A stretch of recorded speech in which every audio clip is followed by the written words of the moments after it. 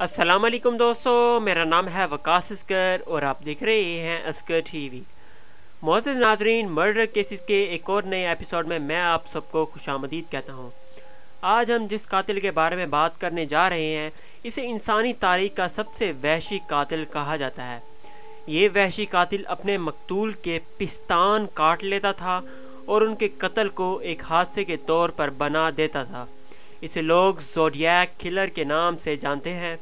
ये वहशी कातिल 1960 से 1970 के दरमियान तक कत्ल करता रहा और इसके बाद ये गायब हो गया। आखिर ये ज़ोडिएक किलर था कौन? दोस्तों, ये लोगों को कत्ल करने के बाद कुछ खत, कुछ ऐसी चिट्ठियाँ छोड़ जाता था जो कि इसकी तरफ इशारा करती थीं कि ये कत्ल इसी ने किया है। 1965 से 1970 तक ये शख्स 35 लोगों की जान ले चुका था और इसके बारे में एक बात ये मशहूर थी कि ये एक साल में 5 कत्ल ज़रूर करता था।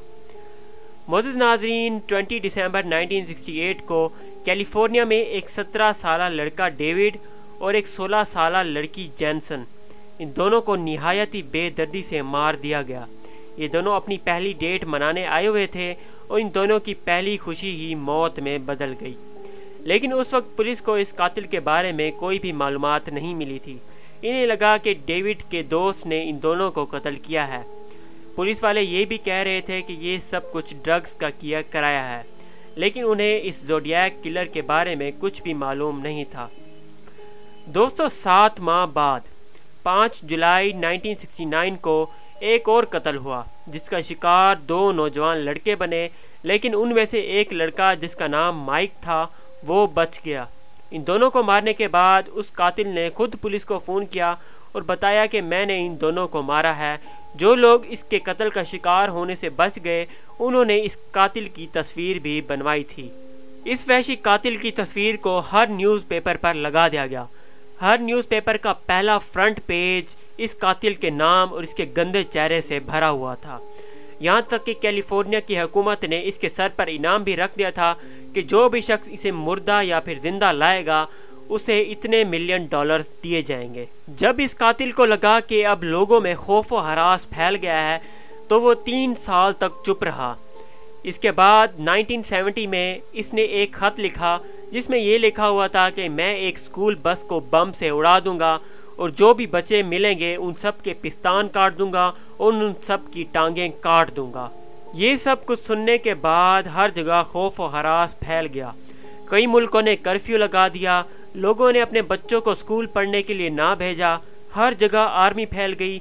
मोअज़्ज़िज़ नाज़रीन, 8 साल बाद यानी कि 1978 में ज़ोडिएक किलर सिर्फ और सिर्फ धमकियाँ देता रहा, यानी कि ख़त लिखकर पुलिस वालों को भेजता रहा, मगर ना तो उसने कोई कत्ल किया और ना ही किसी स्कूल या फिर बस को बम से उड़ाया।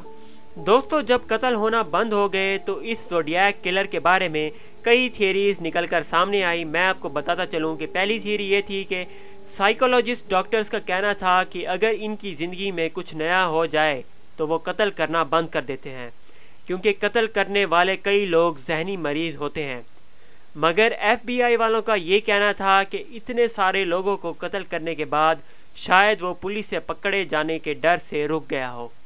दोस्तों, ज़ोडिएक किलर के केस को आज 50 साल हो चुके हैं, लेकिन कोई भी ये पता नहीं लगा सका कि ये वहशी कातिल कौन था जिसकी दहशत की वजह से कई सारे मुल्कों की पैंट गीली हो गई। दोस्तों, अगर आप ऐसी वीडियोस देखना चाहते हैं तो मुझे कमेंट करके ज़रूर बताएं और अपना ख्याल रखें, दोस्तों का ख्याल रखें और फैमिली मेम्बर्स का ख्याल रखें और मास्क लगा कर रहें और मेरी नेक्स्ट वीडियो आने तक मुझे सपोर्ट करते रहें। तब तक के लिए अल्लाह हाफिज़।